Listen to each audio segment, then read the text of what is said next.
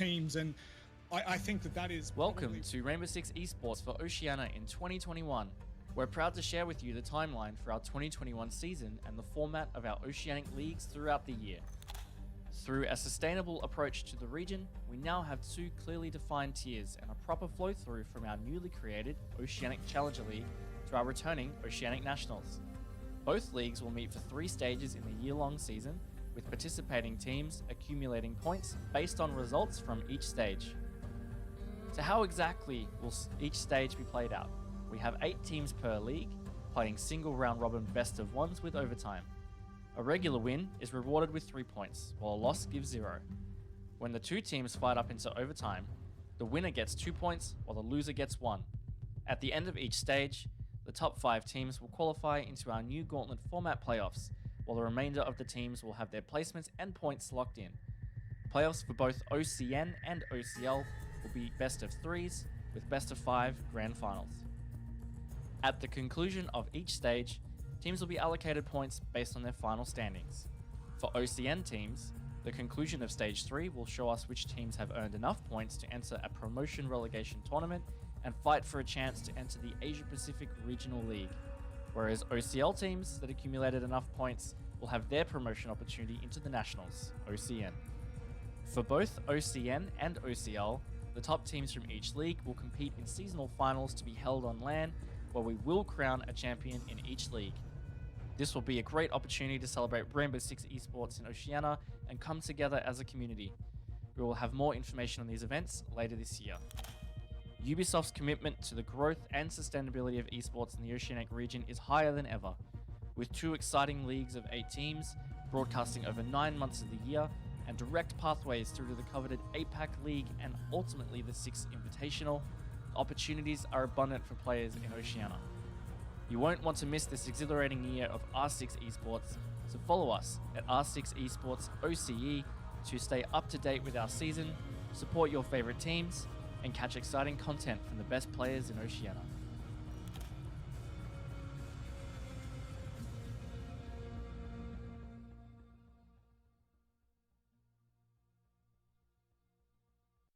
I'm running out of time. I'm running on a feeling so. I'm running out of time.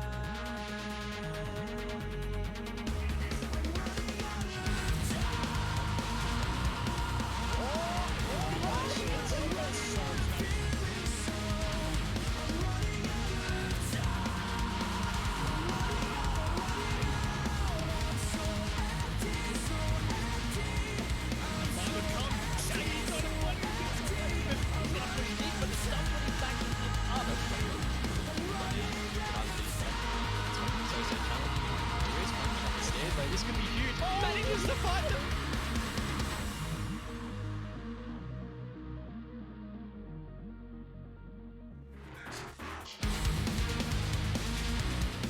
And it is the mark of the halfway point for Oceanic Nationals. We are getting into it on Playday 4 of 7.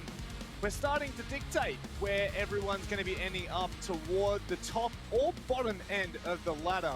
Our faces are joining you once again, Manic, and of course, Dev, Marta. Dev, we were just on last night, so it's pretty fresh in our minds, but quick recap from an insane night. Yeah, fantastic games. Last night, we saw a couple of upsets, some that some of us may have predicted Rhythm, and some that maybe, we had slipped a bit under the radar. But yeah, fantastic games. Definitely worth rewatching if you did miss them. So make sure you check out the Rainbow Six ANZ YouTube and the Rainbow Six Bravo Twitch VODs and catch up. But yeah, don't do that just yet because we got some games on tonight. You beat me to it. I was literally about to say, just hold that thought for like 4 or 5 hours, depending on how long these games go for, because that's where all the enjoyment is. And this is what I was talking about. This is what I was alluding to. We're starting to divide top and bottom half. However, it's not really the right way to say divide. It's 4 points between 7th and 1st place, Deb. This is much closer than what we usually see. But LFO sitting on just the donut, nothing in it. Yeah, it's not just the fact that you've got this really packed mid, 2 points separating everyone from 2nd to 7th. But aside from that, you actually start to have a look at the teams sitting in those different places, and you're probably going to scratch your head for a minute saying, Team Bliss in 2nd place on 6 points, RoflcopterGG in 3rd place on 5 points, and even seeing at the top spot that it's Elevate and not Order Knights or Wildcard. Look, if you haven't been watching OCN so far, I'm sure you have a lot of questions, and hopefully we can answer some of those tonight.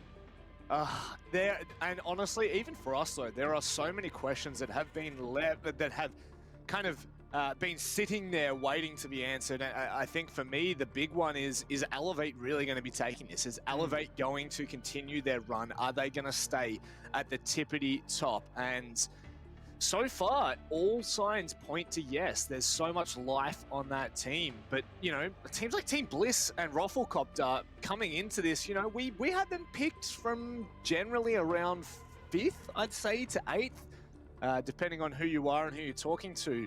But they have blown us out of the water. Whereas your Order Wildcard Knights, mid-pack teams apparently, Dev. You can hear it all here. Mid-pack teams, that's where they thrive apparently. Well, I think if you took a suss at our power rankings going into the season, you'd definitely be looking at Knights in that #1 spot. Order probably contesting #2, Elevate getting a shot at it. And, you know, with Wildcard, they're a difficult situation because obviously prior to Diesel departing the roster, we would have locked them in solidly #1, trumping Knights even. But of course, having Silex, their coach, fill in for Diesel has definitely affected them negatively. And so you look at that 3-pack Order Knights Wildcard. I think we will see a bit of a shift there. I expect Knights and Order to warm up and start to take some of those top spots. But I do have a feeling that your teams like Bliss and Roffle are going to stay in that top pack and hopefully actually make it to those playoffs. Well, that would be a sight, wouldn't it? But before we get there, we have Playday 4 to get through. And of course, these are the matches coming up on your screen right now. We kick off with RoflcopterGG and Wildcard. Sure to be an interesting one. However, there are 2 monstrous matches tonight, Dev. You can talk about the first one. I definitely want to talk about the Rhythm and Bliss match. Look, I feel like you could have a pretty convincing argument for why each one of these games could be match of the day. And just to touch on it really quickly, you look at the Knights versus Order game, second up. That is a massive rivalry that these two teams have developed. Last year, all throughout, they were constantly in 2nd and 3rd place. With Wildcard in that #1 spot. And Order and Knights, you know, with Wildcard weak, and this is their chance for one of those teams to take that mantle of #1. Definitely looking at for that one. But also, you want to talk about who's currently in #1. It is Elevate, and they're playing LFO in their 3rd game today.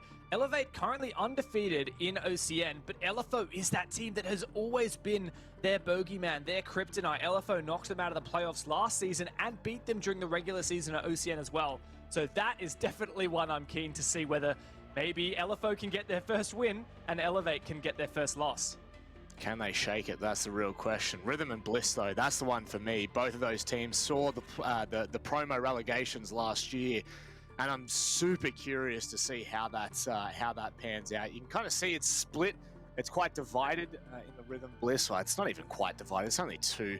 It's only Xenox, Mr. thinks he knows it all, but is sitting at bottom of the predictions, and of course Ducky, who, come on, Ducky. I expect a little more from you. But generally, over the entire board, I think this may be one of the nights where everyone seems to be on board, close to it at the very least. I mean, I may have gone for a cheeky little Order prediction there. I don't even remember doing that. I don't even remember doing that.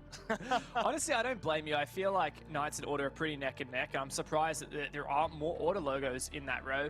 The one that's really getting me, actually, now that I've done a little bit more research since I made these predictions, I have a feeling that LFO game with Elevate is actually going to be an upset, and we're going to have egg on all of our faces with everyone picking Elevate. And the stats don't lie. Last season, LFO was a team to knock Elevate out of the playoffs, plus beat them in the regular season. So definitely an opportunity for an upset there.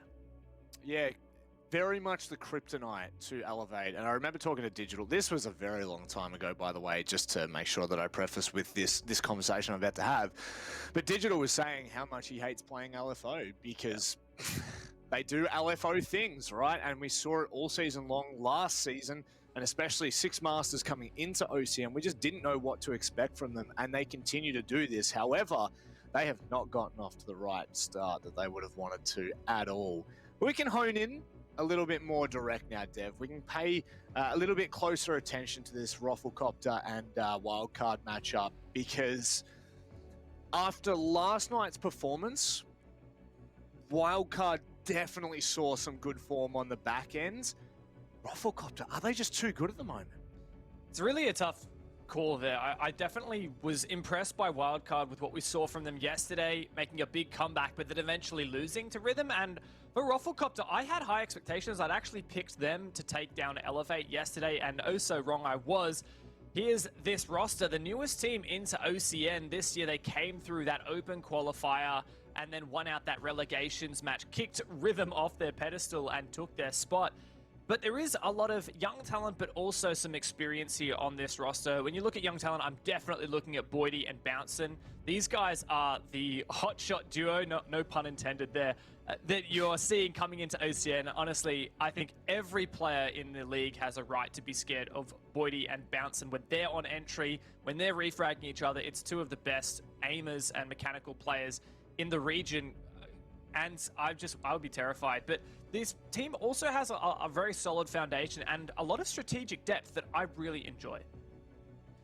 It's shocked me, in all honesty, just how well they've kind of performed up until, I would say, last night, where they got spanked.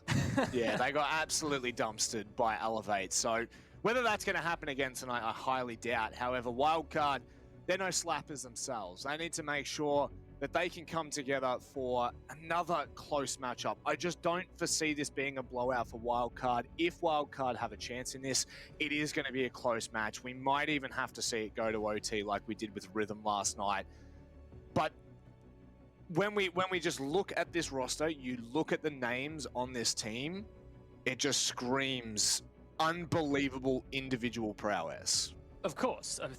These are four, no offense, Silex, but four of the best players in OCN. Silex coming in as a sub. He was one of the best players once upon a time, but yeah, obviously been sitting as a coach for the better part of 2 years and focusing on other things in life. Got a new job recently. Congrats to the man. But being thrust here into back as an active player has definitely been a challenge for him. But Vinny, Emo, Pat, and Gio, that's all the puzzle pieces that you need, right, to put things together. But it feels like Wildcard are playing blind at the moment. They have all the bits that they need, but they can't quite fit them together. And you see these big mistakes coming out. You see these massive red flags where they'll leave a flank exposed, or they'll just be so slow on that taking map control, and things fall to pieces. And eventually it does end up being a lot of rounds where individual players, Emo, Geo, Pat, are finding multi-kills that eventually leads them to winning these rounds. But I do feel like it's just a hair's breadth away. Yeah. Wildcard can totally take it back and at least challenge the mid-pack and break into the top 4, even if they can't take that #1 spot. It's just a matter of overcoming that hurdle. It's a big hurdle at that, to be honest. But the next hurdle we have to get over is the veto process. Let's have a look. Let's dive into it. Where are we going to be heading? There we go. Cafe Dostoyevsky, and I believe this is what they played last. Oh, God, my mind is just completely gone. I'm pretty sure that's what they played Rhythm on last night. That's how... Yep. Literally less than 24 hours ago. What's going on here? It's been a busy time. Yeah, they showed promising signs. I liked the more aggressive Wildcard there. I said it. Yeah, I totally agree with you. And look, you want to talk about Cafe. This is a map that RoflcopterGG have banned every Playday so far in OCN. And Wildcard have played it 2 out of their 3 Playdays so far, plus once in APAC South. So this is a map that RoflcopterGG haven't played at all so far, except for back in the relegations. And Wildcard have played constantly. So especially if I'm RoflcopterGG, I'm going to be looking at Wildcard's VODs. You're going to have been studying that, and you're going to be prepared for this. Whereas Wildcard can't so much do the same in reverse. I'm totally with you. It's going to be about form. It's going to be about Wildcard coming out and getting that confidence. And I'm optimistic, but I'm not 100% sure as of yet. There definitely needs to be some proof in the pudding in the server. There's signs of life, which is good. Signs of some serious life in the Wildcard roster, and it will come down to them bringing that bigger picture together, regardless of Silex, a stand-in when they can get one. It doesn't make a difference. They have 4 unbelievable players in the scene, and you know that if they start if they get on a roll, it's going to be very hard to stop them. We saw that in yesterday's match against Rhythm. They were down 5-2, and all it took was the tiniest little whisker to get into it, and then all of a sudden they were starting to run away with rounds. And this is the big one for me. Wildcard, it's a good chance. This is the halfway mark for all of these teams. We're heading into Playday 4. This is our first matchup of the day. It's Roflcopter, the new Gunners, against the old guard in Wildcard. A big game for both of these teams. Roflcopter looking to get back on that horse after copying their first loss yesterday to elevate. And Wildcard still struggling, still on that upwards climb. Here we go, jumping into the ban phase. Let's see what Roflcopter have to show. Now, we don't have a lot of odds on them on this map. Previously, they banned the Maverick in the relegations on Cafe, but this time around, they're going for the Thatcher. Probably Wildcard going to get rid of the Ace would be my guess. That's what they've done the previous 2 play days they've played on this map. There you go. So everything's according to plan so far. No surprises. And I think that that is a good sign for Roflcopter. They will be able to, you know, like, if we just go off trends here and Wildcard are showing similar patterns, maybe this is something that Roflcopter have come into this expecting. Maybe they stuck back and watched that game against Rhythm last night. And for the better part of, actually, you know what, for as long as I've known Wildcard, they have been slow, they have been methodical. And if you were to do your prep, I'm sure there are things that you could pick out and isolate. The one thing that throws a spanner in that work is when Wildcard decide to turn it on. When they flick that switch, when the monitor turns on, it's a different game. But will Roflcopter let them in? That's the real question. Mirror and Valk, the last to be banned in this instance. And we're going to go to Kitchen first on the first floor. Likely that Kitchen pick would have been hinted at by the operator lineup. Seeing the Mozzie and the Mute is pretty common. We saw it a lot yesterday. Wildcard against the Rhythm. Rhythm constantly doing that information denial roam with Mute, Mozzie, and Vigil. And I think that definitely is something that Wildcard will come into this round expecting that, you know, this is where we're going to be heading. Hi, guys. And for Wildcard, it's going to be about this attack. Are they going to go for a full map clear? Because that's kind of what Roflcopter want in this way, like running a Castle Mute Mozzie combo. That's what you're typically looking at, is denying time, delaying that roam as long as possible. And then when it comes to that late round execute, Wildcard are pretty short on time, and it might be a 5v5. And typically yesterday, it didn't work out so well for Wildcard when that was the situation. No, and that's the thing. That was where they used to thrive, right? They used to absolutely thrive in those situations. And by the looks of it, the community still feel like they're going to be thriving. The Snap Fitness community vote is going 60% to Wildcard. I honestly don't think that that is a fair assumption at this point with how well Roflcopter has started this season and how dangerous they've looked overall. But you can always feel free to jump into the conversation, guys. It's a good talking point for us. It's at Snap Fitness AU on Twitter. So make sure you go across, chuck them a follow, and get involved. Does look to be a map clear for Wildcard. This is where it comes down to time management for them. And they lost their support player, right, in Diesel. And while Salix has historically been a support player of the past, Diesel was well renowned as a particularly good support player. And it is your supports that are pivotal in moments like this where you need to be roam clearing, right? You need to have impeccable drone work, impeccable calling so that your entries can get in the building safely and start to take this map control. And that's exactly what Emorin's done now. Wildcard have circumvented those mute jammers at top red, but top floor is only the first step. So, how well have they done? It's almost a minute 30 off the clock, halfway through the round, and they do have that top floor control, but you can still see Roflcopter. The outlines definitely telling a full story here. 3 players still sitting in tight and cozy, yet to be pushed by Wildcard. In come the drones, and the info will shortly follow. But damn, Roflcopter have so much utility to get through.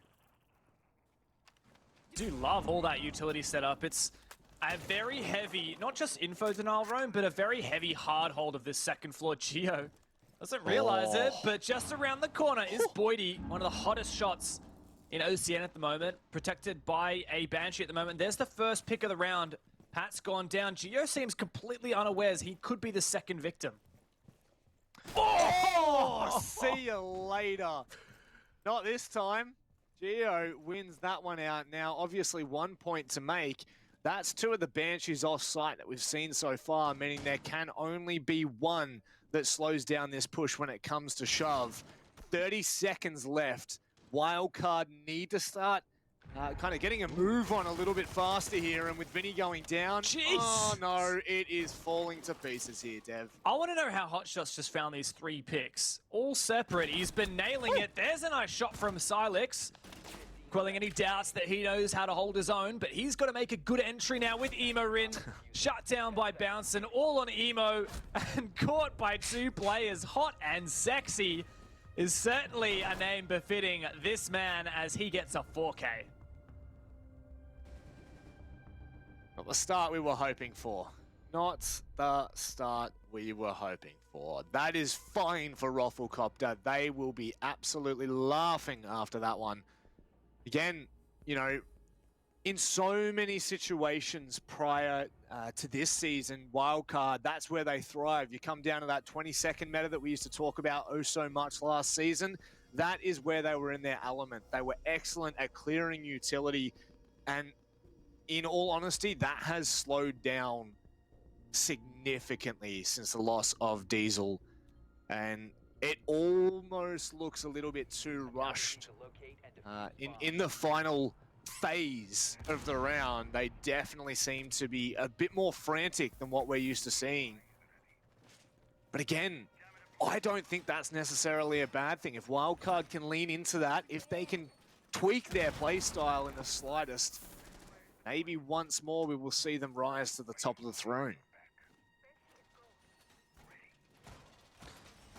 Yeah, as much as I would like to analyze that round and pinpoint exactly what went wrong for Wildcard, we weren't really watching. We weren't really watching the exact spots where it was relevant. It was really that 3K that came out from Hotshot that made the difference there, and I admit, you know, one was a C4, 2 shots. I don't know what went wrong for Wildcard that enabled that, but that was definitely the thing that made them fall flat on their face. This could be a run out. Boydie has an impact. Just needs to hear the repel. Here it comes. Oh, it's going to be huge here. Geo, well read. The timing is perfect, Dev. You got me all excited, and it's for little less than naught. Not even a tiny little tickle. But that is the confidence that we have seen from RoflcopterGG through and through. That's something that Wildcard will need to be prepared for, because this time they caught him out. Next time they may not be as fortunate. That said, we've hyped up Boydie all sorts, and Geo's shut him down 2 rounds in a row, which is definitely a nice spot for Wildcard. Typically, I think, you know, as much as we respect this team, Wildcard, you know, RoflcopterGG, their little fraggers that can run around and deal damage, that's something that I would be concerned of for them. We're about to witness the Gon6 doing some work, but caught by an ADS. There's 2 flooding there. Surely there's got to be something to follow through and destroy that shield while the ADSs are burnt. Otherwise, a couple more seconds and the ADS is just reactivated. Listen to that. Oh no, the stuns needed to come through first and the Gon6 after, rather than the other way around. And now they've got to burn more stuns. They get it in the end. And obviously that nade fell just shy of that ADS on the other side of the back store. Little, I don't even know what you'd call that. I'm speechless for words there. On the rack, you can see Marshall, our observer, pointing that one out. But alas, now Wildcard, they've made a little bit of progress. But again, we're down to that minute mark, and how close have they been able to get this? Vinny, perfect crosshair placement as Campo pulls in. Oh, Vinny's going to go deep here. Hang on a second. Wildcard have turned it on, but so too is OJ. Geo manages to trade out. Oh, with a triple kill. And now Hotshot offsite is looking for a 1v3 retake. He has info. Old info, though, and try and read where this diffuser was planted, and Silex dodges those shotgun shells. The man to get a 4K in the first round is going to have to get a 3K clutch here. Good info, though, from the Yokais and Evil Eyes, presumably, but difficult to push up. Makes his way up the stairs, walking into a crossfire. Wildcard, lock it down. Upside repel from Rin. You're going to win that every day of the week. And Manic, they've done it. They have their first round on the board. Really like that as well. The minute mark is when we saw them, the minute left, I should say, is when we saw them just flood on in. You had Vinny taking point from Cigar, Geo presumably coming through Skylight. I'm not 100% sure where he actually came from, but that was just excellent. And it's something that for Wildcard, being able to just flick the switch like that, there you go, Geo has come in from the Skylight. It's just something you really love to see, that confidence. And I mean, there aren't many times I wouldn't back them to win their ones. But it's hard to say, right? That round definitely did work because Geo won those two pivotal 1v1 fights at the start. True. When he dropped the hatch, like you're saying, so Pat repelled in from the cocktail balcony window. Vinny tried to push in through bar from shop, and then Geo just dropped the hatch. And unfortunately for Pat and Vinny, they both were taken out by OJ. But not only was there a refrag eventually from Geo, but he found one more as well. And if he hadn't got both of those kills, that's definitely a Roflcopter round win. So as much as I want to credit Wildcard, sometimes, you know, that's a 1v1 that goes the other direction and you lose that round. And that's not, it's not a good position to be in. No, and it was something that we highlighted as well in their match against Rhythm last night. You know, the two rounds they were able to win early on. It took, I believe it was Emo, a double kill entry onto the side in Kitchen, and likewise it took Geo to stand up in a very similar fashion to that for them to gain those two attacking rounds. So it really does come 6 in one, half a dozen in the other. However you get the round, I guess you get it on the board. They ended up taking it to OT afterwards, so as long as they can get off to a start that will allow them to sit back a little bit more comfortably, I think they'll be okay. Roflcopter, though, will not allow that for a second. There's the info coming in early. OJ just making sure there are no drones in train, revealing his position. Pulse can do so much damage from this spot in train, but also very vulnerable. A lot of info he's delivering to his team as well. Wildcard know about it. They could pull off a wall bang, but Pat opens this up. Well, there comes the C4, but just misses through that tiny hole. Still advantage Wildcard now after that. Oh, this is ambitious. Is that? Oh, no! That's so unfortunate there. That may have actually caught out Vinny had that have made its way through, and potentially Geo as well. I mean, let's not speak too early there. But currently, all three players for Roflcopter, they're looking to group up a little bit more. Backs against the wall. Trying to pull something out here because Wildcard did have the start they would have been looking for and hoping for too. Yeah, honestly, the big thing here is that you've got 1 minute 20 left on the clock and Wildcard have full control above the objective of the top floor. That's really good time management, even though they're in that 4v4. And judging by where OJ is right now, the main thing I'm concerned of for Wildcard is any potential flank. They need to be really, really cautious. And that info from the cardiac sensor can't enable a flank.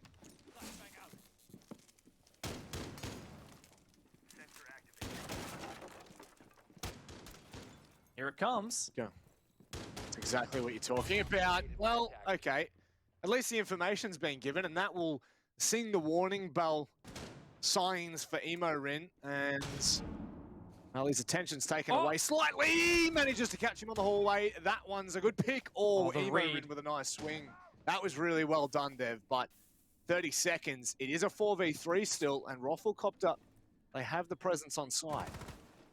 Wildcard need to get this execute down, and they need to make sure they can punish the flanks. Boydie looking to come up the stairs, and he does! Emo was distracted, and now it's a 2v3 for Wildcard. Post-plan, Silex goes down. Boydie may well be able to stick this. Geo upstairs. Here's that cardiac sensor. OJ has the info. 2 players from Roffle to retake up white. This is going to be awkward. You want to win your ones there. Geo's been given an opportunity back into this. OJ in the meantime, he's taken the distraction away. perfectly done from OJ. He just gives the distraction for Hotshot to come around the corner. And I mean, that's the thing, Dev. If he doesn't deny it, it's game over regardless, rather round over regardless. And in the 3v1, Roflcopter played that really well. A lot of it sometimes just does come down to timing, and it comes down to certain players being overloaded. There's a chess term for it. I can't remember what it is. Silex would know. But it's when like one piece has too many roles that it's trying to do all at once, right? So in this case, for me, the pivotal thing was the flank watch of Emorin. So he was trying to watch the red flank. He was trying to watch the hallway flank in the like outside mining double door. And at the same time, he also had to watch the bottom of the pillar stairs. And because he got contested, I believe OJ or whoever the castle was came through the floor. Sorry, it was OJ on the pulse. Came and through the hallway at the same time as Boydie came up the pillar stairs. Emo just had too many angles to watch, and it means that even if he does win his one, something's gonna fall through the cracks. And for Boydie to flank up the pillar stairs and then get 2 kills, that is really the thing that determined that round. And it was so unfortunate as well. Emo had the read, you know, granted, it would have been the worst timing for Boydie had he peeked around the corner and Emo had seen him from the top of Cigar balcony. But stranger things have happened, and stranger things will continue to happen throughout our time as casters, that's for sure. For now, Wildcard, they just need to worry about this next round. It's done and dusted. There's nothing they can do about it. Take what you will. You get the diffuser down. You still make it a tight contest. And, I mean, a 4v3, you would expect them to come close to converting there, Boydie. God! Wow, that is 3 rounds in a row now. Well, not in a row, sorry. That's 3 rounds out of the 4 rounds that Boydie's fallen quite early. Yeah, big pick there. It's funny because we talked about that round just then passed, and Boydie's flank was super pivotal for the round going Roflcopter's way. He is a bit of a hit-or-miss player, at least he is at the moment. You know, 3 rounds, like you've said, he's died with negligible impact. In that 1 round, he goes large and Roflcopter win it. So puts a lot of pressure on the rest of Roflcopter, and see you later, bouncing. That's the premier fragging duo down nice and early. Wildcard have had a great successful roam, and Roflcopter are doubling down, tripling down on their bets. It's worked out for Wildcard. The last 2 players from Roffle are on the middle floor, not even downstairs. They're hoping to get some kind of refrag, even this up. Wildcard just need to play this slow and steady, and this should be an easy round win. That is a really gnarly line. That is all the way from trains through fireplace onto the white stairs window. That is ridiculous. And they did have a player out there, so that could have been a free opening. Oh, like he wins it! No way. No way. That was not that long line from Emo. Oh, that's gnarly. I wish we got to see that from Emo. He knew. Somehow, he must have known about that angle. He had a feeling, he checked it, and he just slapped Campo out of the server. What a round for Wildcard. That's just... Look, I think Roflcopter have kind of given that one away for free. It's a freebie for Wildcard, which you definitely don't want to be giving no matter the form that they're in. And Boydie now, you know, a player that, like you said, kind of has sat there as a... I'm going to say a win condition for Roflcopter so far, but definitely one of those players that can just honestly turn it on a dime and hasn't been given that freedom to do so in the mid to late rounds. So the 1 round he does, he pulls out a 2K on a flank. Regardless, we won't dwell on that too much. We'll say one thing. Geo, he was playing his T-Hunt before this. He was playing his T-Hunt before this. That's all I'm going to say. Absolutely, no doubt about it. Geo's hitting some nuts shots at the moment, as are a lot of Wildcard, really. Like, I want to credit Emo as well. Even Silex is out-fragging 2 of his teammates at the moment. I don't want to rag on Silex, but it's really the opposite. You know, I think it is important to understand that the difference in kind of a regimented training schedule that these players do have, and kind of the difference when you're out of the game for so long like Silex is, And, you know, for him to get back into it and not just have the mechanical skill, but also just the composure in a tense situation like a comp game. Mad respect to the man for stepping in. But for RoflcopterGG here in this round, bar Cocktail defense. Now, they lost this last time thanks to, remember that kind of strange push from Wildcard. One player comes in, Cocktail balcony window, one guy through shop, and one guy from the skylight, and it was Geo, the ladder, who got a 3K to secure that round. I like this from RoflcopterGG. They've changed things up slightly. They're bringing that Goyo instead of the Echo, which means an extra shield on the table. And Wildcard definitely could have been a bit better with how they dealt with these shields. So might be a bit of a help for RoflcopterGG having that extra one. Definitely looks like they're keeping one in the pocket for Campo as well. And if you heard a little bit earlier... Oh no, he missed! That is not what you want to see, Vinny. Jeez, he's having a rough one to start here against RoflcopterGG. I mean, I was just alluding to an audio cue before with a C4 going off, so there's only 2 on the board now for RoflcopterGG, but that is not great at all. Not something you like to see when Vinny's brought the smokes as well. Yeah, oh, he had smokes, did he? Yeah, smokes instead. So you want to look at, well, at least Wildcard are bringing more explosives than they were yesterday. Yesterday, they only typically brought, one frag player plus the Yana, or it was Yana and Zafir were the only explosives, but this time they got Geo too, so an extra set of nades. That's the Vulcan in backstore taken down. Now I believe the second one was set up at Cocktail. No, no, it's in the pocket, I think. I think if we go into Campo right now, I actually think it's still in his pocket. There you go. I wonder where he's going to put it down then, and I wonder where that other shield is. Oh wait, no, they don't even have another shield this time. It's just the 2. Wildcard starting to get a little bit closer here. And, well, Emo-Rin's going to get in with a bit of early control, but there's going to be mayhem. There's going to be madness. Pat goes down in the meantime off camera. Bouncing will double up. No, he won't. How has Emo found 2 kills there? How on earth has he made that work? Vinny gets the plant down as well. And now RoflcopterGG's revenge. It's Vinny in a very awkward position here, Dev. And somehow Silex saves him. The C4 comes over the top. Excellent placement. And Silex, he's in Cigar, meaning he's going to have to dry swing this sooner or later. But it looks like later rather than sooner with Hot Shot pushing more aggressively.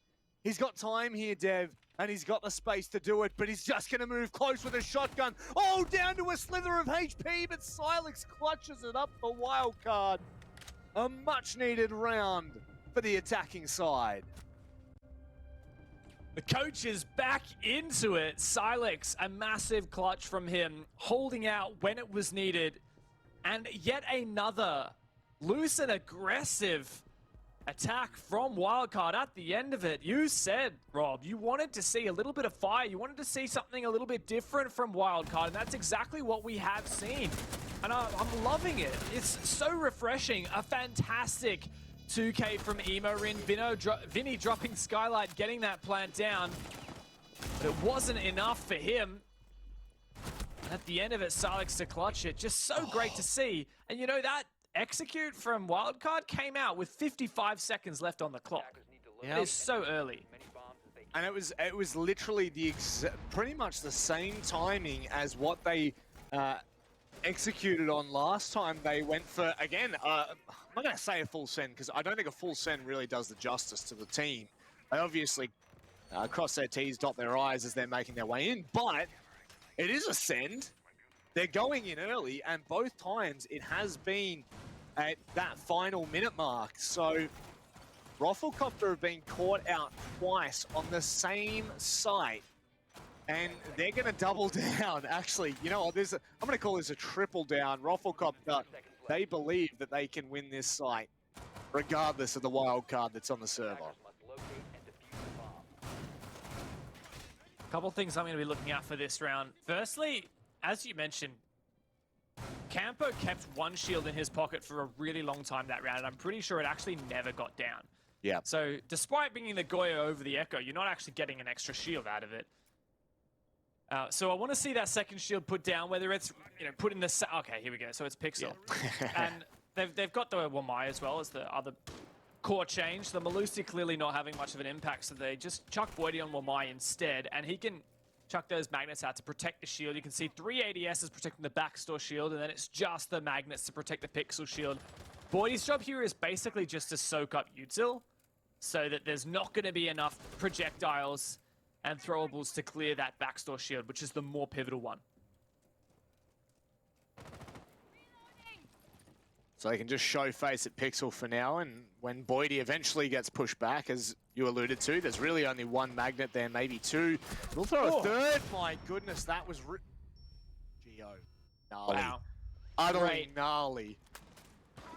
Really well played from Wildcard as a whole. You know, it was Gio who confirmed that kill, but he was just the player at the back watching the hallway retreat from the Y stairs window, repelled upside down, and Boydie caught off guard, and once again, he is the first victim here. Yeah, that's starting to become a dreadful trend for Boydie, a player that we really look to more often than not. So I hate that that would be the storyline of the first half, is how often Boydie has fallen and Roflcopter have been in an unideal situation, but still they remain here. There is a player downstairs at the moment for Roflcopter, meaning only 3 on site.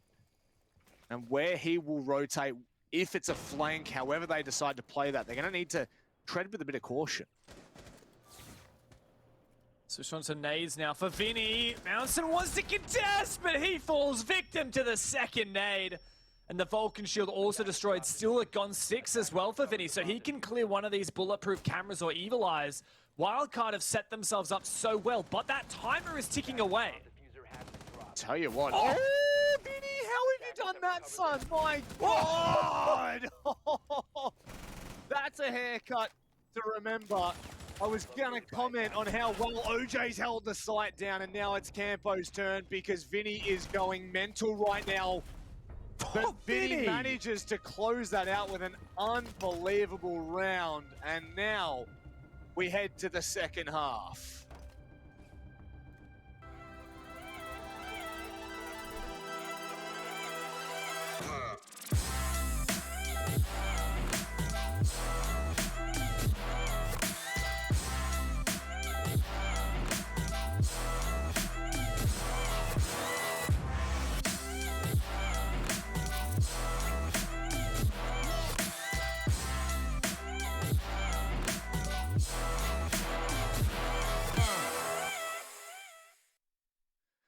Well, the trend for Wildcard kind of stopped yesterday in their first couple of rounds, because ever since then, they have really started to turn it on. And here, especially in this matchup against Roflcopter, it is shining through in a positive way. 2-4 is the half as Wildcard swap to their defense now. Let's get ready to rumble. I'm pretty confident in saying that this is the best Wildcard we've seen, well, for a very long time. I would say all year. I don't think even in, you know, the Rectome and Gauntlet, I don't think Wildcard looked this good, even though they had Diesel. This is a Wildcard return to form and an exciting prospect for all their fans out there, which of course there are very many, both locally in Australia, people who have cheered for them, and at Tokoname or previous events in the past, and now, of course, locally in this region, our household name, but one that has fallen out of favor. Roflcopter looked to be that young and up-and-coming challenger, but they just have not retained that form that they asserted for themselves in the first 2 Playdays, and Wildcard are back into it. Yep. Back into it, and backing Roflcopter up against the wall. It is not really the story that I thought was going to play out here. I thought we were going to see the young gunners, Roflcopter, just take over the match, but the big key storyline for the first half was Boydie just missing from this roster, continuously looking for the cheeky little plays, the freebies, and instead, more often than not, was being given haircuts for free. I'll never say no to a free haircut. I might. Maybe. Oh, there's the first pick, and guess who's gone down? It's Gio, man of the hour. Had a fantastic game thus far, but Isolated nice and early from Roffle. They'll be happy about that one. There is, Wow. however, a retort. Yeah, that had to have been a gnarly shot from Vinny. That was on the white stairs from all the way back at reading there. So now he will just be able to sit here and double down in this position. He's got a teammate coming to support him. Oh, they haven't seen him come through. No. That's a very deep C4. He's going to get caught on the way back down. I thought maybe Pat reconnecting with Vinny was going to look good, but it's looked anything but. And now on a top floor defense, they're isolated quite heavily. And Boydie, this is what we were looking for. He's starting to make this confirmed. God. Easy as you like, it's all on Emo Rin. Pretty sure this is going to have to be an ace as he found that first pick. Campo taking a bit of damage elsewhere. What? I don't know how that happened. Roflcopter still just going through the motions. Problem for Emo here is even if he finds this one player, oh, he's not going to anymore. The info, the jig is up. He's likely to be caught out. No, not from the balcony. Another player on Rappel. OJ gets in there and deals with him. And Roflcopter bite back. An excellent round for them. Definitely one that they would have needed after what really happened in that first half. They looked like they were being manhandled by the former best team in the region. And I do like that from Wildcard, okay? I need to say that. I know that looks really hectic and messy, and you know, you've got Pat coming down after they've already lost, I think it was Silix down on the second floor. Vinny's stuck, they know where he is, but I have no issues with that for Wildcard. If this is the way that they're gonna continue to play, I can promise you right now, most teams are not gonna be able to predict this. And when you have when you've got players as sharp as Gio, as sharp as Vinny, Pat, like literally the entire roster here, you can cause some serious mayhem. So I have no issues whatsoever in that second half, just changing things up a little bit. And speaking of changing up, straight down to the first floor. I like it. I always enjoy teams mixing it up, not beating their head against the wall. Though I am an advocate also, if you know what went wrong, go back there and fix your mistakes. You won't remember your mistakes as well next time you go to that site, so they'll be fresh in your memory. But Wildcard want to keep it fresh, which I respect. They're going for an extended bakery hold, very similar to what we saw from them yesterday. However, against Rhythm, they did suffer when it came to that east side. Rhythm almost always were executing in through the freezer hatch and down through VIP. And while Emo did a pretty good job of holding that as the smoke, there were a couple rounds there that Rhythm managed to steal away. Yep, there certainly were. And it looks like it's, I mean, as far as we're aware, there we go. In comes the shield, the soft wall on that left-hand side.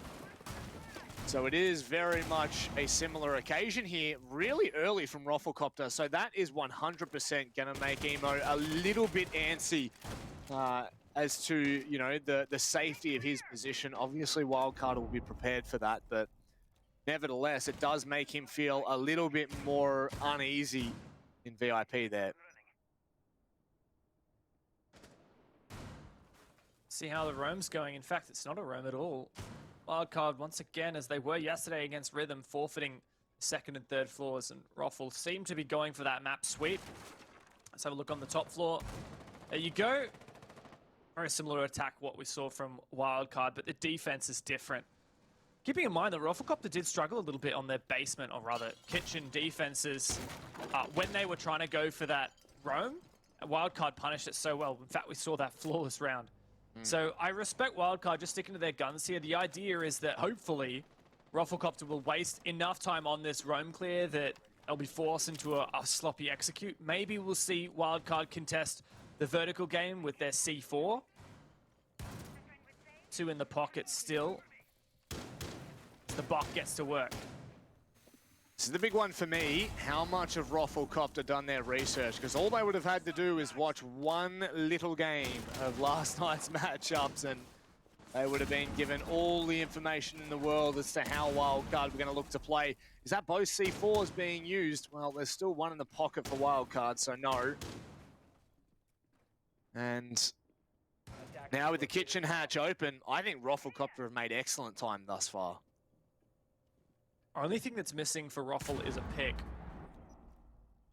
And also, I guess, clearing out Imorin from VIP. He can deal a lot of damage here. If players start to drop, he can gas them.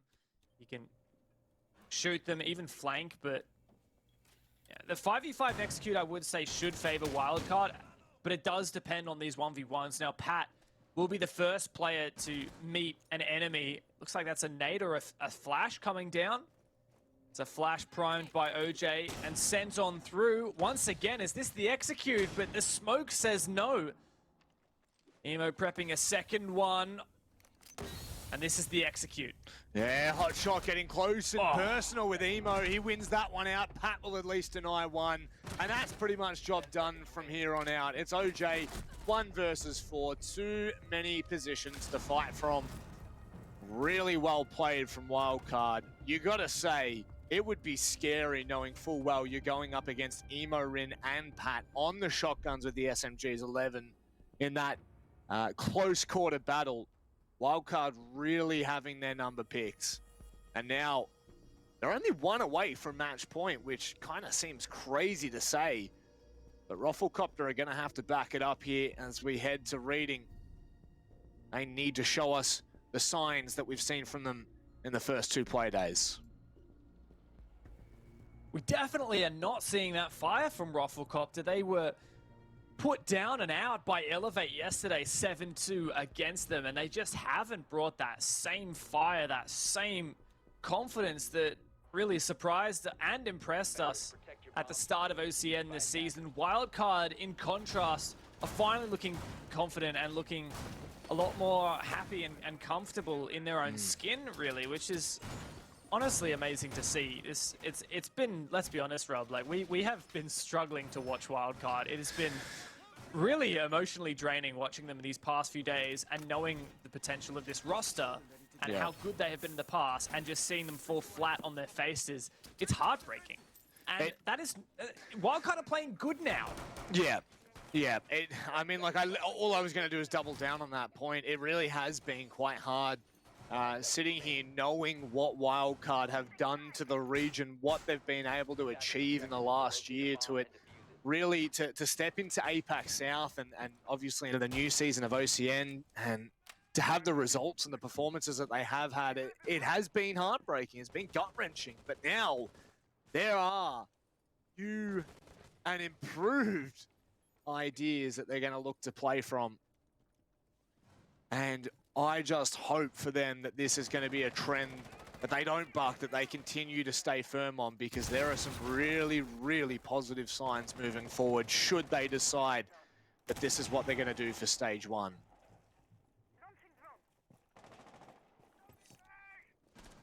So we'll hop to it. Third defense now for Wildcard. Defending reading. Not going back to bar as of yet. Roflcopter step 1, always take top floor and get to that vertical play. How many roamers we've got on this top floor at the moment? One or 2 players at Cocktail? There you go, just 2. With a shield and some ADSs, yeah. And the great thing is the vertical play as well. You'll notice those holes in the floor just under that double doorway means that Vinny downstairs can support. And that shotgun actually through the floor can deal a lot of damage. Really hard to flush out players from these positions at Cocktail. Pat will just play his rotator on White Stairs, provided he continues to be uncontested there. He'll be able to come up and help as needed, or just sit back and relax whilst Wildcard continue to waste time here from Roflcopter. It looks like they're going to negate that top floor presence and look at a little bit more of the attention on site. You can see now opening up the wall to reading. I like this, Dev.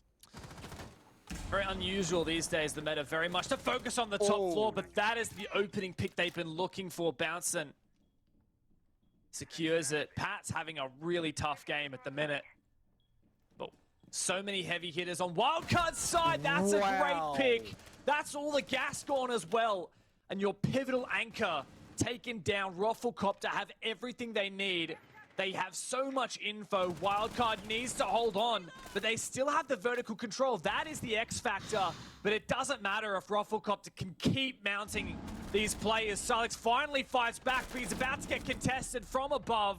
30 seconds left, plant going down, all on Geo. I just don't see this happening. Neither do I, Dev. It is near impossible. No, it is impossible. In comes the C4, maybe a free little pick. Nope, and on the back of that, you're done and dusted. I love that from Roflcopter. Absolutely love the call to completely dismiss that top floor control. And look, they didn't completely dismiss it. Obviously, they're still watching. But all the util from Wildcard is upstairs, meaning if Roflcopter want to continue to push that, they're going to have to burn through all those ADSs, get rid of the spaghetti on the floor. Instead, they go straight to the reading wall, open it up, put pressure to white stairs. There's no way for them to rotate because they've got pillars control. Overall, that was an excellent round from Roflcopter, and you could see Wildcard were left bamboozled. Definitely keeping it fresh here, Roflcopter. I really enjoy that. Like you say, a bit unusual, that kind of push. And one of the things that really enabled it is the fact that Wildcard weren't bringing the mute or any form of wall denial for that reading wall. We saw the X-Kairos go off, and that immediately pressured those players on site without needing that vertical play. So Wildcard could, in future, go back to reading and adapt by bringing some wall denial. But, you know, it's a risk, and at the moment they're actually instead trying to retry Bar Cocktail, which, believe it or not, they actually lost last time. So this is also a bit of a risk here. Kitchen Cooking is still locked for Wildcard. It's the only site they've successfully defended. And having a look at the operator lineup, it looks like it's the same. Yep, the same as last time they played this site. Emo was put into a 1v4 very early. Roflcopter just had such a strong start. The thing for the most part, when Roflcopter are winning these rounds, they are winning them quite convincingly. And you know, you can make the same argument for Wildcard, but I definitely feel as though when Wildcard are winning it, it has come down to some pretty big plays. Maybe not so much on the defense, but attack in specific. For now, we can move on from that because that's all ancient history as far as we're concerned. This top floor defense has taken a fair while to set up, in fact. Still 30 seconds into the round, and you could see Silex was still opening up the piano wall from backstore, and still, they continue to change. Yeah, moving that deployable shield's a bit risky. You might not be able to put it down safely again. What is the play here for Silex? Was it a misclick? He wants to fix it up a little bit. There's the first shield destroyed. Actually shot from the window. Wasn't placed perfectly. Speaking of, Silex gets that window, or rather that shield, back down in backstore. Campo finds the lead-off kill. That is big. Emo Rin's gone down, and Vinny nowhere to be seen. I don't know whether I saw a player all the way down on the first floor then, but I mean, the way they're looking, yeah, Vinny is all the way down in Bakery, so it looked like Bouncin was looking down the long hall. Not only that, you got Campo just making sure that he's not going to push straight up red stairs. He's been droned. 100%. They know exactly where he is. And now with a back up against the wall, Vinny will need to fight one by one. Bouncin knows exactly where it is. The information here for Roflcopter is second to none, and that secures the kill. Dev, this is looking really good from Roffle. Great patience there exhibited by Bouncin. Great droning as well from Hotshot. I saw it earlier in the round. Spotted out Vinny and called his teammate to come over. And now 5v3. This is very, very winnable. And it looks like Roffle may even it up. C4 is a miss. And okay, that's quite an unusual usage of the X-Kairos. Pat can shoot them off. He's worried about getting shot from his backside.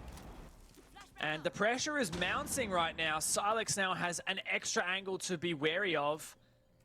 Wildcard only got a delay for another 30 seconds, but they're down on the man count. I really like that from OJ. Really just makes them sweat a little bit more there. But Pat securing an opening kill for Wildcard's quite big here. Still got one more on the wall to be careful. There's 10 seconds as now Geo finds the second kill. They're going to come in here, and it's all a collapse. Geo and Pat need to hold here. The pre-fire as they come around the corner. There's no chance. Bouncing's out, and that is done. Wildcard, they confirm the round in a 3 versus 5 situation. So well played there for Wildcard. Geo and Pat. Pat in particular, he was put under so much pressure, but he held fast. And it goes to show Roflcopter they can spend all this time that they want hunting those roamers downstairs and establishing that 5v3 man advantage, but at the end, time is their biggest enemy. You look at the clock here, right? Yeah, they found that 5v3, but only a minute left to try and mount an east side push.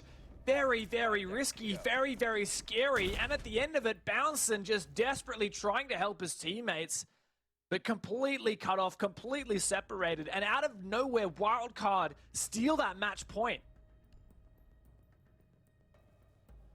Well, that's the big one. Match point as we head into the 11th round. Wildcard are sitting very pretty. And I mean, this is almost the wild card that has been missing. Like you were saying, of all of 2021, this is the wild card we expected to see. Maybe not as aggressive, maybe not in the same play style, but in that dominant kind of fashion. But you definitely have to agree that Roflcopter have held a candle, although flickering. They have somewhat held it to them as we look to resume. There we go. We got there in the end. They are 100% being called upon here to show us what they showed us in the first 2 play days. Brief Roflcopter tactical timeout, staring down match point. Knowing that Kitchen as a bomb site is unlocked again for Wildcard, and that Wildcard won it last time, this is where Rofl have just had an extra 60 seconds to chat about what's going on and maybe formulate some kind of plan for this round, knowing that last time they had a good map clear, right? It was just a 5-man on-site anchor from Wildcard. Roflcopter took map control without any contest, got to work on the vertical play, but couldn't find a pick, and they didn't clear out VIP prior to executing, which meant that Emorin holding that position was such a pivotal player, and Roflcopter just walked straight into that slaughterhouse. That's what it was, the meat grinder. Oh, I like this from Emo. He's not going to give up that VIP castle barricade this time. He's going to try to contest it, but it looks like Bouncing's going to have the better side of it. I don't mind that though, you know. Sometimes we see players just give it up for free. He did hold the tight angle. Unfortunately, it's not the way that Bouncing has gone, and that's fine. Now they will continue their prep. One thing that we have seen both yesterday and today is that freezer hold is so devastating. Campo should be able to make light work of any kind of roam though on the Jackal. That said, well, the Jackal is there for extra info. There's a lot of info denial, in particular the Mozzie wasn't brought last time by Wildcard. So you got that in tandem with the mute. Just going to slow down this drone game. Campo's going to help out by getting the footprints to accelerate that. And still, indeed, Rofl are going for this roam clear. And once again, Wildcard a full 5-man on site, or at least 5-man on the bottom floor defense. Gio's had a pretty monstrous game. Managed to nail double digits last round as well. Really great to see some of these highlight players from Wildcard back in form, right? It was a big discussion point for us. In the games earlier in the season, Wildcard just falling to pieces, and we kept saying, you know, they've got these players who are so good, they have the fragging power, they're just not living up to that expectation. Expectation is everything. And, you know, we did highlight Gio earlier in the first half. He just went absolutely off, and it's good to see that no matter attacking or defending side, that could be a big drone. I say could be. Use a slight amount of hesitation there because maybe it may not come to anything, but that is a lot of intel they're going to be able to gain on site, especially when we've seen Pack be so effectful in that position. Pat holding a long prone angle. Bouncing may fall victim, but it's a tight one now. What? He sees him out of the corner of his eye. 4-3. Pat, did you not see him? 4-3. Oh no! The aspect ratio, I guess, just didn't work out for him, but Bouncer now trying to take VIP. The gas comes through, and through the smoke, there's the kill. It's everything Rofl needed. 20 seconds now, and they go nuclear. Nah, there's no stopping this. Vinny once again in a very similar position. This is almost identical to what we saw yesterday. A triple kill, all of a sudden a 1v2. The question being, how much information does Vinny have to go off here?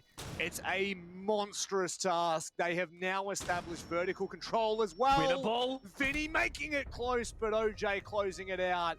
And we are headed for the full 12 rounds. Such a valiant effort there from Vinny. As you said, he found himself in a similar position yesterday when Rhythm stole the game from WC, but Roflcopter, they finally dealt with that VIP hold and oh so well. Cleared out the shield and a bit of a miracle shot from bouncing through the smoke. But this time around, Wildcard do not nail down kitchen cooking. Roflcopter have made good use of that tactical timeout, and now they have that momentum back in their corner. It's been back and forth this half. Roffle, Wildcard, Roffle, Wildcard. Now Roffle again. If the trend continues, we should see this game end right here, right now. But Geo, hello? What is that? Oh, yes. What? Yes, what Geo. is that? Oh, I love it. The Cav pick. Oh, all hail Geo. Oh. Okay. Please. So most people would probably look at the Cav and be like, oh, why do you bring Cav? Because you want to go for an interrogation. Well, in comp, you don't really see interrogations because teams are so coordinated that as soon as they get injured by a Cav, their entire team goes hunting and makes sure that, you know, that interrogation is not going to be confirmed. So it's actually the ability to silent step and dodge the jackal tracking is the reason why Geo has gone Cav this time. So he's going to make sure he's hidden during the prep phase, and then hopefully him in tandem with the mute jammers. He's actually getting Vinny to go ahead and make sure there are no drones watching out for him, which is really smart. Making sure that Geo's not going to get droned. Vinny's the drone hunter. Geo's going to just find somewhere really cheeky, and this is just the ultimate test of Roflcopter's droning. Are they relying on that jackal to make sure there are no footsteps? Or are they actually going to drone at every corner? Because if they drone this, Geo's a free pick. But if they don't, he could completely decimate this attack and win the game for Wildcard. And I do love this as well because they're going to see Vinny's footsteps. They're going to see the jackal track. He's going to back away. It's going to be a false positive here. And how many drones can he take with him? Now he's going to have to hope that he doesn't get droned out here. Oh, I think he's been seen and the gig is up. Unfortunately, it looks so promising for so long. But that is the due diligence that will save you time and time again. Oh, see ya! He still gets it! Surely this will not be how it crumbles for Roflcopter. They don't want to put too much attention on him there. You can see the drones like ants chasing him around. But he backs away and gets out of it for free. When Geo says, hey guys, I've got an idea, and he's playing like this, you trust him every day of the week.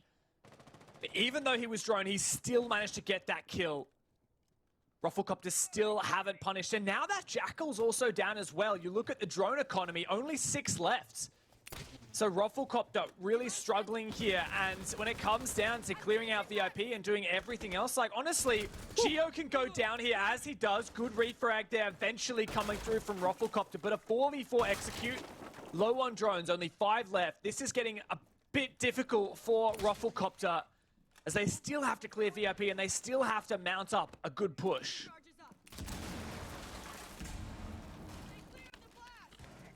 And now, without that buck, you're going to play for bouncing to open some of those longer lines as well. So, less explosives when we get toward the end of the round. How much that will play an impact? Wait and see, but with 50 seconds left, we won't have to be waiting too long. And, I mean, Roflcopter have got all their lines that they need now. It's just about playing the time. Bouncing. Player to clear VIP. That's Emarin roaming there, or holding, I guess you could say, that position. Bouncing managed to nail this pick last time, sees the shoulder, knows where he is, doesn't land enough shots. Pat finds OJ. Emarin just holding down the line, wall banged, but 20 seconds left into the 3v3. Pat has the pivotal position, and he gets that kill. Diffuser down, going for more traded. 10 seconds left. Bouncing It may come down to him. Hot Shot will be there to support. They've got to try to find the picks here. It's on to Vinny, the last person you want in a 1 versus 2 situation. And that's why done and dusted. Wildcard take it in round number 12. And that is a huge 3 points for the big boys at the top. Stack the deck, boys. Wildcard are back in town and ready to make a statement. What an amazing performance from Wildcard. They take down Roflcopter 7-5. An amazing performance. Gold stars all round. Geo with the Cav pick to close the game. What a pleasure to witness. I mean, I was singing Geo's praises, but you saw there right at the close, OJ ended up with 14 kills. A big one. I mean, that's a huge one for Roflcopter to let slip, but for Wildcard, this is some incredible signs. This is what we have wanted to see from them. We wanted to see what they would do when it came to the midway point in the season. Unfortunately, they lost last night, but they come into the first game of tonight. And just like that, they have the big win on the board, the big 3 points, and that will definitely set them up toward the end of this season. And without even needing overtime as well, that's the massive thing here for Wildcard. It means they get the full 3 points, and you look at how they've gone so far. They copped the 3 points against LFO, but aside from that, it just hasn't been much that Wildcard's been able to accomplish this season. Huge for them to take this, and I'm just so excited for them. The most exciting part about this for me is that Wildcard they didn't just win that game, but they looked so much better, and they looked like they were moving past their problems, and they looked like they weren't just stuck in their heads about, losing Diesel and this team falling to pieces. Geo played out of his mind. Vinny had a fantastic game, and Salix pulled his weight as well. Wildcard are back, baby. Yeah, that's the big difference for me. I mean, sure, your individual players that we've talked about time and time again going crazy. I mean, that's the perfect highlight for you there, Emo. But it is Silix. Silix has stood up for them, and right when he needed to as well. It is only Playday 4. There's still 3 more to go, a possible 9 points on the board for Wildcard to take away. Now, the big thing as well that we can start to talk about, that we're going to start to frame throughout this Playday and moving toward the end, is, of course, the way the playoffs are. It's gauntlet format. The higher you're seeded, the better position you are in when it comes to finals. And this may well set Geo and the boys up for perfect stead. I'm glad you mentioned the gauntlet format. It just puts so much impact onto seeding coming into the finals. A lot of the time it's just, 1 versus 4, 2 versus 3, whoever wins that goes. No. Gauntlet format means everything, right? If you win first in the regular season, you only have to play the grand final. Like, your worst possible positioning in the season is second place through playoffs, and that is massive. Wildcard at the moment are just even hoping to make top 5 for playoffs, and just have a look at it. I mean, Geo topping the scoreboard. I know Xenox would be very, very happy. A fantastic game from him and Vinny both, and even Silix outdoing himself, honestly. Massive cost at 83%, even positive on the entry rating, and I'm just overall super happy with how Wildcard have performed here. Yeah, you'd be stoked if you were any of those players, but particularly Silix. We've seen him in the slump form, of course. I mean, it's hard to say slump form. You're coming into this as a coach with little playing experience, and realistically the last year, 2 years of your competitive career. So this is incredible to see that the flicking point is on Playday 4. It's right as we hit the midway season mark, I should say. And now it's positive signs moving forward. And I don't think you can really take too much away from Roflcopter either, Dev. They kept it really close. And as you can see there from the match stats, it actually shows on the scoreboard too. There were it's not like Wildcard ran away with this at all. Very much so. For me, the pivotal thing is not only Wildcard recomposing on their defense and closing it out on match point there, but also the fact that Wildcard found 4 out of 6 attacks. That is huge. And sometimes you don't see the full effect of that until you get to that second half. But Wildcard, their attacks are having so much teeth. They're executing with a minute or more left on the clock, and they're happy to take 1v1 fights. They have so much confidence in their individual play, and it's so great to see, because we have been looking at a dampened wildcard this season, but they've shaken it off, and they're ready, and they're hungry, and they're chasing it, and that is exactly what we need out of Oceania's historically best team. They certainly are, and one of Oceania's best performers is Vinny. Let's get him in here and say, first and foremost, congratulations on the win. It's great to see you again, mate. But is this a turning point for Wildcard? I mean, thank you, first off, for the congratulations, but I don't think there was a turning point in general. I think from the beginning of the season, we had the same mindset, and that was to come out and win as many games as possible. We knew there was going to be some teething issues with Silex, but as he showed tonight, he's no slouch and definitely not somebody to be looked at. Built diff, as some people say, but yeah, he went off tonight and really happy with the way the team performed. I just saw like the scoreboard thing, and everyone had above 75% cost, so I don't know, can't really say much more than that. Yeah, I will say it's fantastic to see you come in the interview with a smile on your dial, Vinny. I think you guys performed amazingly today, but I want to get some insight into that final round. You guys have just let match point slide, and it's almost going to overtime. And then what happens? Gio's like, hey guys, I'm going to play Cav. Tell me through that thought process, and then what you actually did during the prep phase to help support him. So I think at the end of the second last round, when they were, I mean, throughout the whole attacking half, they were kind of abusing the Jackal and really relying on that. We knew that their droning was pretty weak, and they were really relying on that Jackal to find John on the roam. And I think it was either me or Pat said, just jump on Cav, just like, what have we got to lose last round? They're relying on the Jackal, just jump on it. Going into the round, we knew that we had to like assist him in terms of looking for drones early round to make sure they didn't have pre-plays. So I ran up red into Scar, had a quick look around. My job initially was just to shoot the first initial 1 or 2 drones and then fall off to make it seem like the roamer fell off, but they ended up droning him, but he's just too sharp. He gets one anyway, as is the case most of the time with John. But yeah, just kind of on the fly thing that we thought would work. He's just too sharp. Look, a final question. It looks like you guys are having a bit of fun in the server. It looks like you're more than happy to play more aggressive than what we've seen in the past. Is this what we're coming to expect from at least stage 1?